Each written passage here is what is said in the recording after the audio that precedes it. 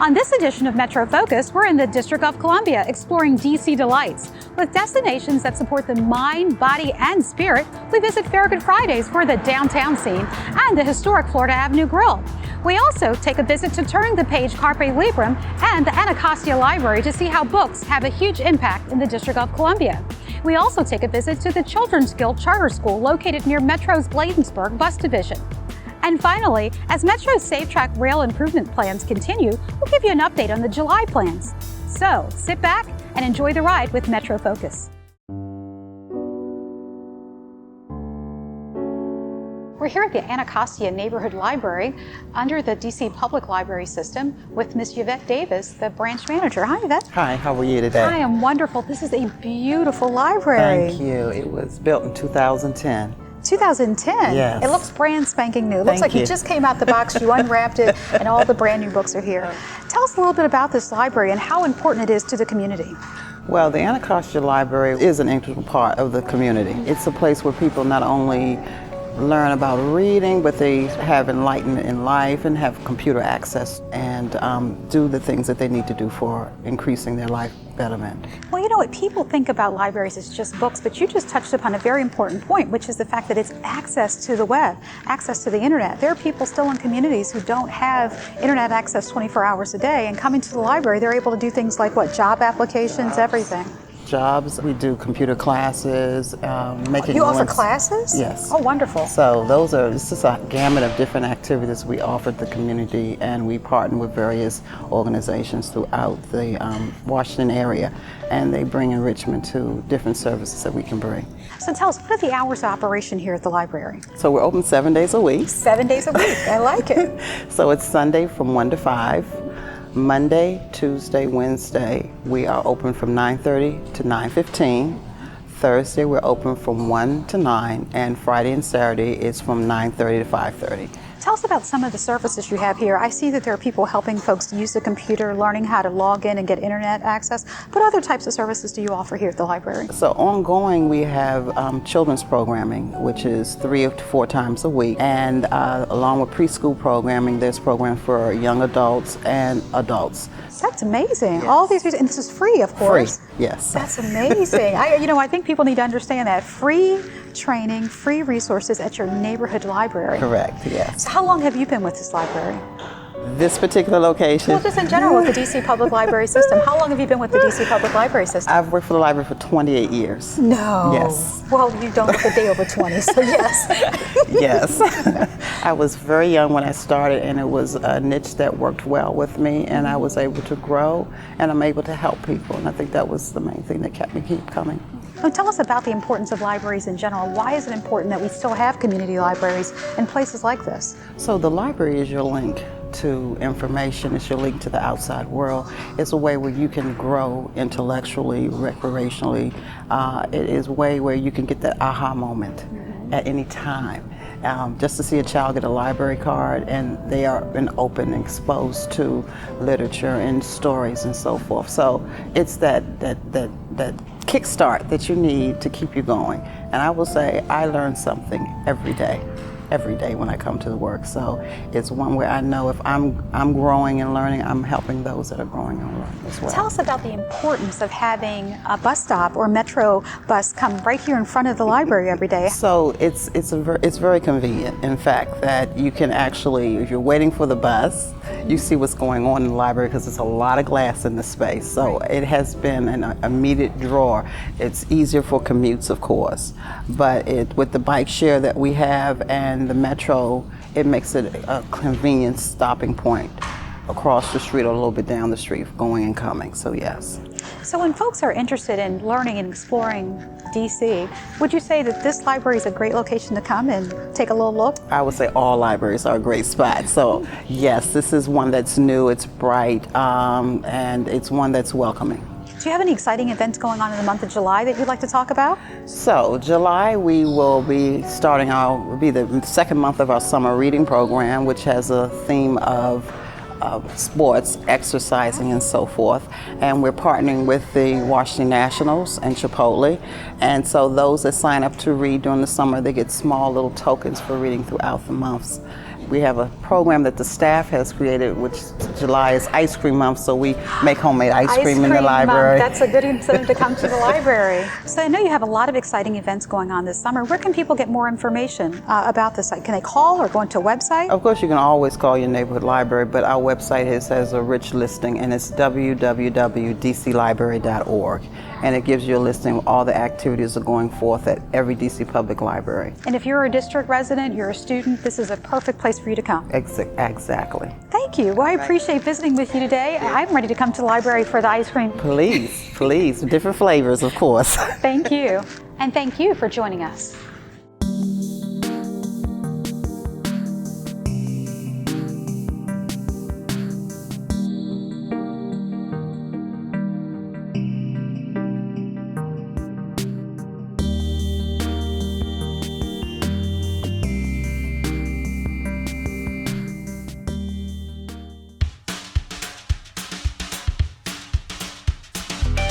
Hi, I'm Leona Agaritas, and I'm the director of the Golden Triangle Business Improvement District.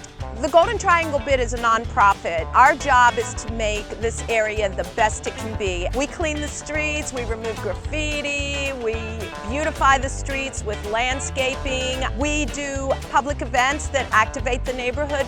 In many ways, we're a little city, but because our scope is so small, we're able to do so much more and just be so much more creative and responsive than, a bigger entity could be. We are here today at Farragut Square. What we're doing is called Farragut Fridays. It's a full day event. We start early in the morning as people are coming into work at 8 a.m. And we're here through the end of the evening with outdoor movies. And throughout the day, we have different activities for people to do. We have something called an outdoor office. We've got very powerful Wi-Fi. You can have a meeting outdoors here. At lunchtime, we pull out all the stops with games, lots of activities like cornhole, painting. We bring in puppies from the Washington Animal Rescue League. We've had wolf trap here. Every week that we do this, we want to give people something new and something different to experience. All kinds of people come to this event. Workers, obviously, are the key part of who comes here, but there are also a lot of residents and a lot of tourists. A lot of people actually do get here by the metro. We're right up the street from the White House, and so it's a very convenient thing for people to do who are here to visit the city. Our event season starts first week of May and it goes through the end of September. And we would run it longer, obviously, right? But there are things like snow and cold weather that kind of get in the way. So we're always itching to get outside and enjoy the outdoors. And I think people are too. We spend an awful lot of time in our offices doing work, and it's nice to just go outside. Metro is a very important part of this neighborhood. We are the area that is closest to the Farragut North, Farragut West, and DuPont South metro stations. We also have a ton of bus service coming through this area. Farragut Square is a layover for many of the buses that go across town. About 40% of the people who get here to work every day get here by Metro Rail or Metro Bus. So we're very proud of that. We think Metro's an integral part of this neighborhood. Farragut Square is one of the best examples of transit-oriented development. This part of the city is the most densely populated with office and professional workers in the city. And it is that way because Farragut West and Farragut North are both right here. And that gives accessibility to people throughout the DC region. And then, of course, the many buses. And part of the reason that this area has been able to grow and be so dense and so successful is that people can get here, and they get here to a large degree by Metro. This park is also home to Farragut Crossing. Farragut Crossing is basically what allows Metro customers to exit Farragut North, for example, on the red line, and transfer to Farragut West on the blue, orange, and silver lines. So as a result, people can transfer from red to orange and blue, etc., without having to go through Metro Center. And one of the beauties of it is, first of all, it does provide convenience for people. You can do the transfer a lot more quickly sometimes because you're taking 2 stops out of your trip. More importantly, however, is it helps to relieve some of the congestion at Metro Center, because as you know, Metro Center, everybody kind of goes there and transfers there, and this kind of alleviates some of the capacity issues at that station. So it's great, and this time of year it's wonderful, right? People walk outside, it's a block, and a little bit of fresh air and avoiding the crowd, so and saving yourself some time.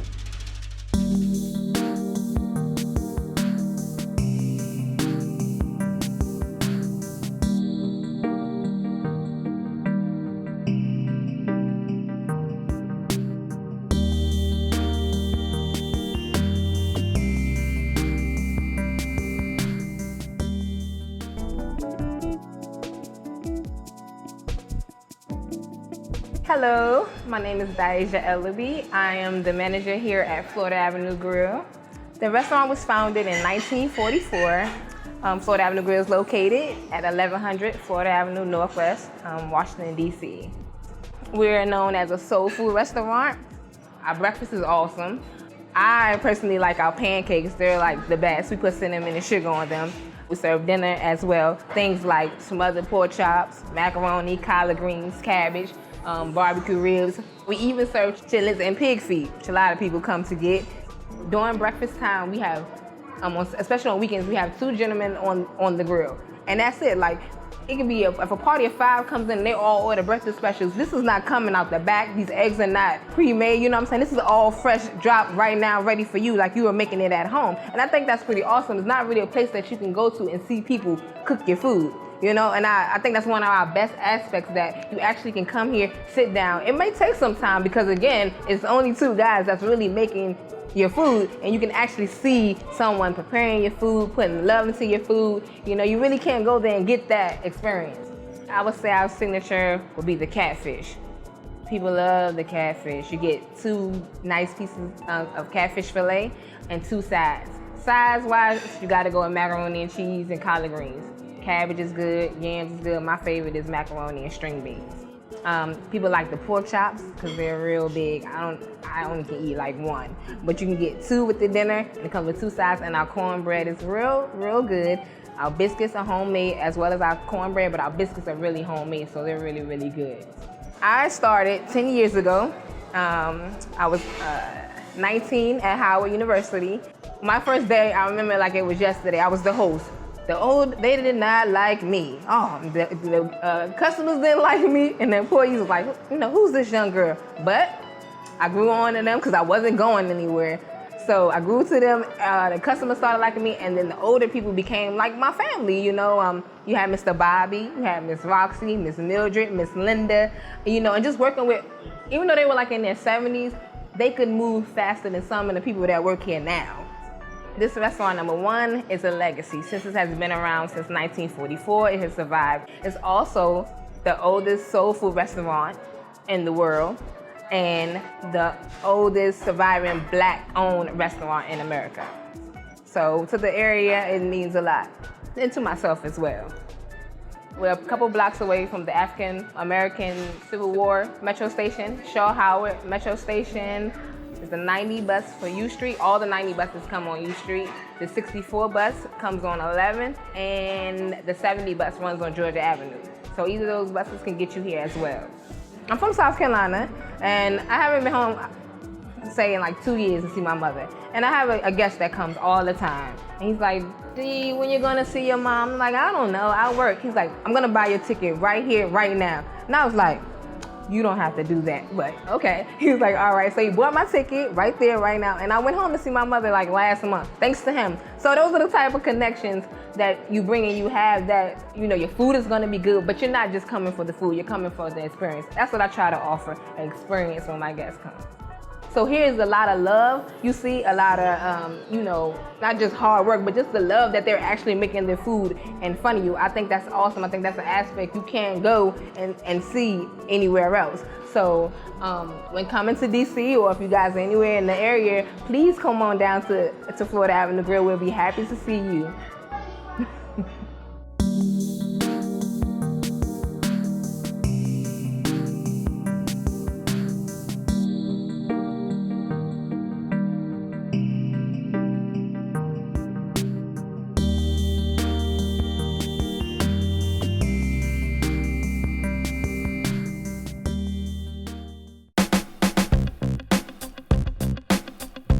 If you plan on taking Metro to Reagan National Airport this month, listen up.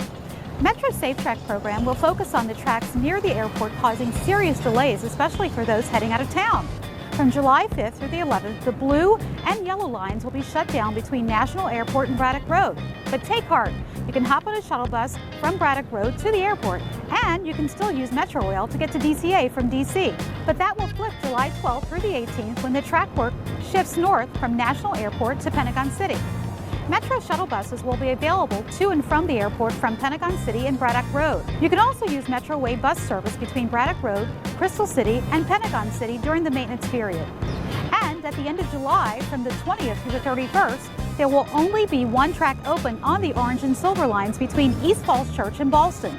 Trains will run from Vienna to Ballston every 18 minutes, with additional trains added on the orange line between Ballston and New Carrollton.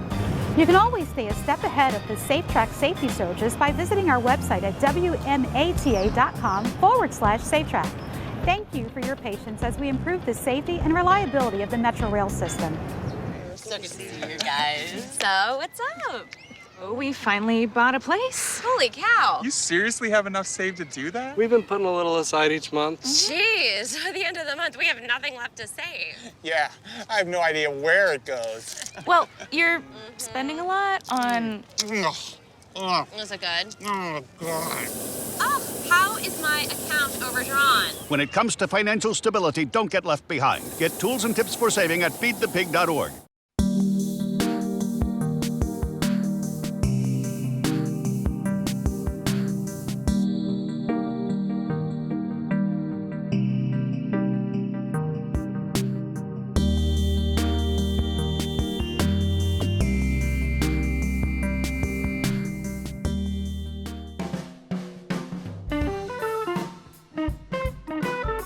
The educational landscape in DC continues to evolve, and today we're visiting the Children's Guild Charter School located in DC.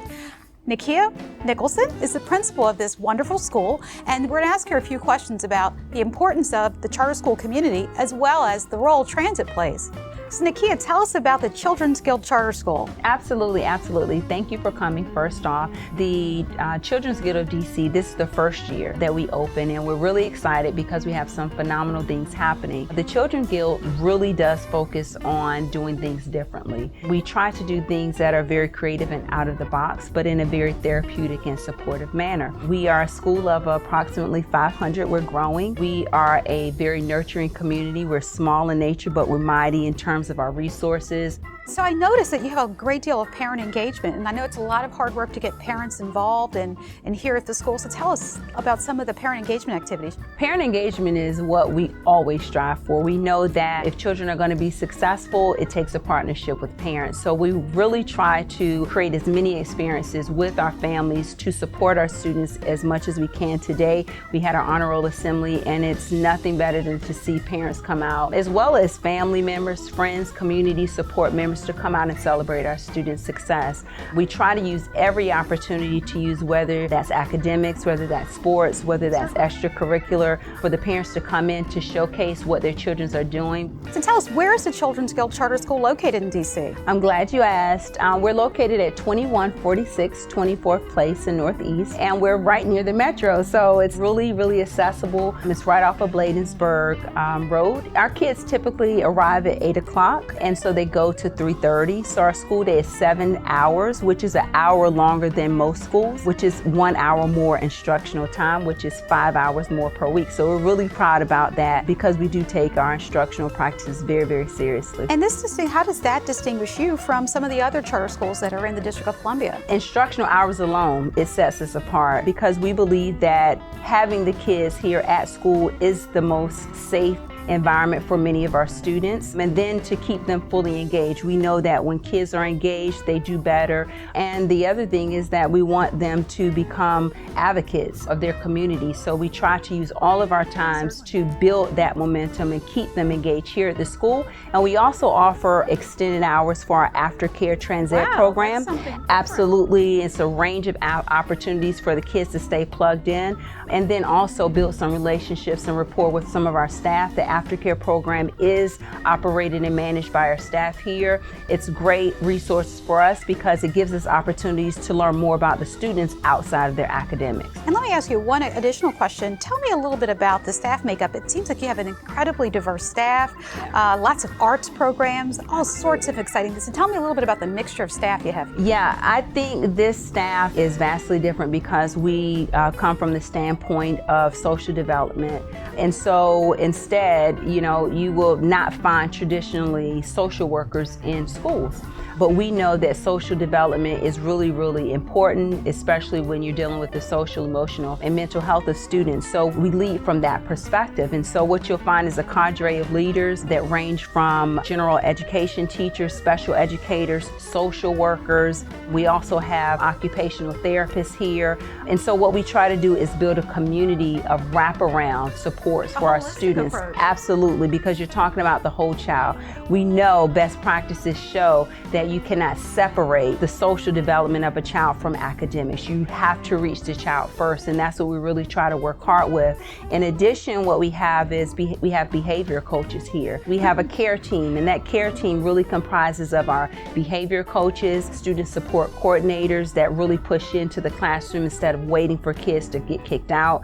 And that's what we try to build, is a community that's very unlike the traditional public schools that I've had an opportunity to lead. And so it's really about a very strategic and very well thought out process about how can we support the needs of our kids here in a way that's thought-provoking, in a way that really speaks to the heart of children and also speaks to the heart of our teachers and support staff. Well, I thank you for your innovative approach, and we look forward to touring the school. Thanks again, Ms. Thank Nicholson. you so much.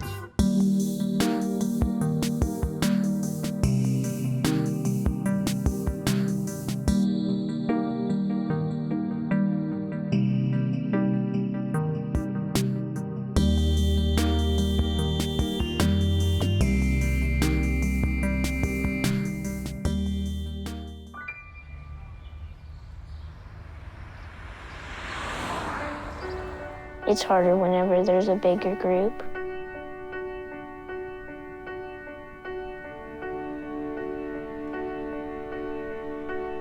Pretty much a good day for me would be people leaving their hands off of me.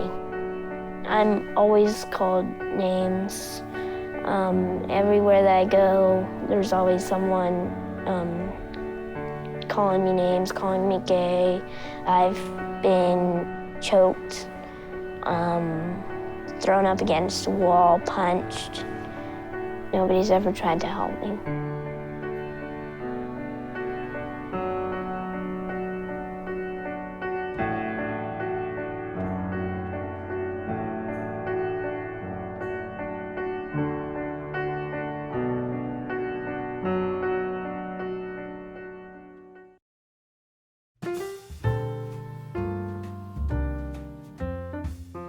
Well, today we're here with Ms. Emily Raisler, and she is the Development Associate for Turning the Page, a nonprofit organization, and we're actually in the Carpe Librum bookstore located in Northwest Washington. Hi, Emily, how are you? Great, how are you? I'm good. Thank you so much for hosting us today. So tell us a little bit about Turning the Page and why it's so important.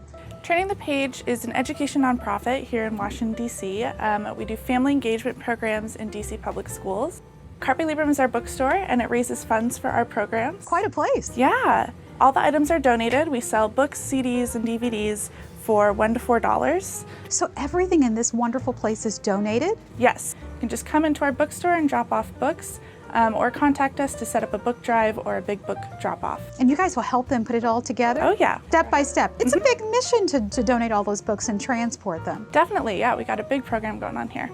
So every time you come in and buy a book, all that money goes to great programs in our schools. And it's sustainable and eco-friendly. I just thought about that. Sustainability, eco-friendly. Instead of just throwing that book out, you're actually putting it again to use. Recycling, reusing. I mean, I looked at this. You have new books. You even have Dr. Seuss books. You have Macbeth, everything. It's such a broad collection of books. Who are your typical donors? I mean, are they just local people who come, or do you get other organizations that donate these books? We do. We work with other organizations like Keys, and we're lucky to have the support of Lincoln Company for the space. But it is a lot of individual people just bringing in a couple books at a time. That's all it takes. And so is this your only location, or you do pop-ups or other events? We do. This is our year-round location. We do pop-ups around the city. We love being close to different metro stations. People come by as they're going home from work, or it's easy for people to bring in their books if they can take them on the metro. So being near metro actually is a plus, so folks can come out on their way to work or leaving work and drop it right off. Exactly. And you're right next to the Farragut North metro station, so it's easy access. Yep, 16th and K. We like being a resource for you. Well, thank you so much for inviting us in today. We really appreciate it. We're here with Jason King, president of Turning the Page, a nonprofit here in DC. So tell us about Turning the Page. Turning the Page engages parents in public schools here in Ward 8 to become more active participants in the children's education.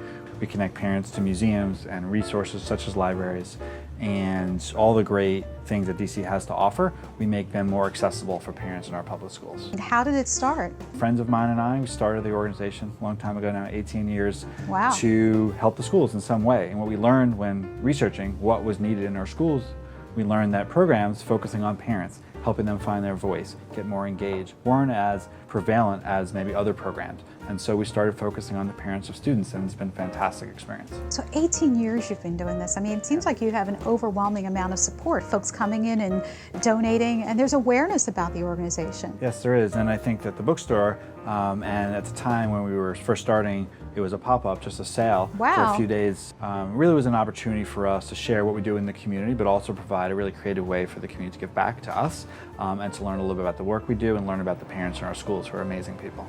This is amazing that it evolved from a pop-up to a permanent location. How did you come to be in this building? Well, the generosity of the community. The Lenkin Company, which owns the building, said to us, you're doing good work in the city that they love, and was excited to make a contribution to the community by enabling us to activate the space and open it up to the community and to all of our book donors.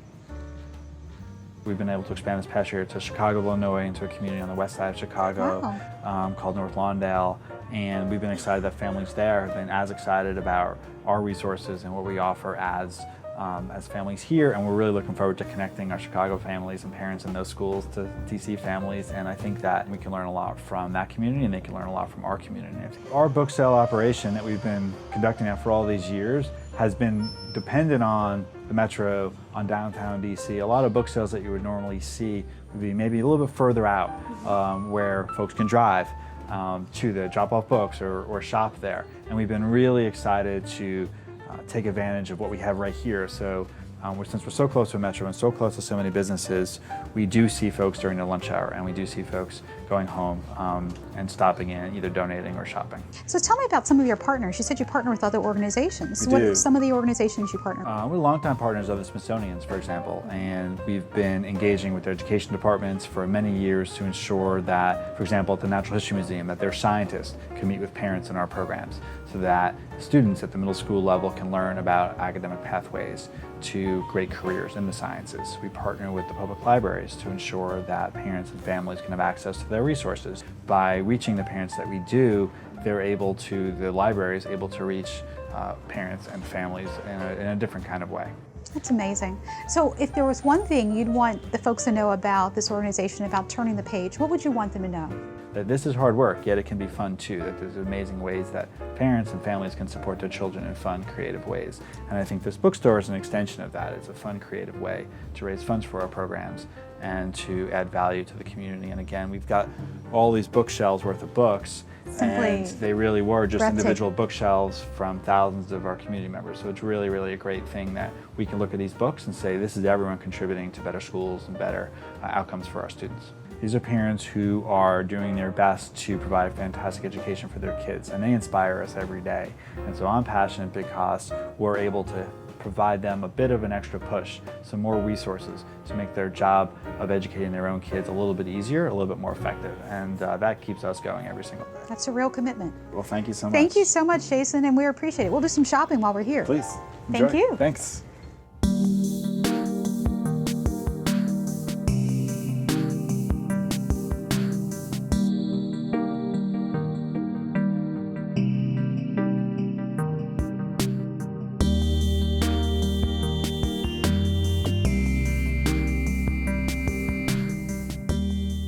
And on the next episode of Metro Focus, we're visiting Virginia Variety with destinations both old and new. Join us.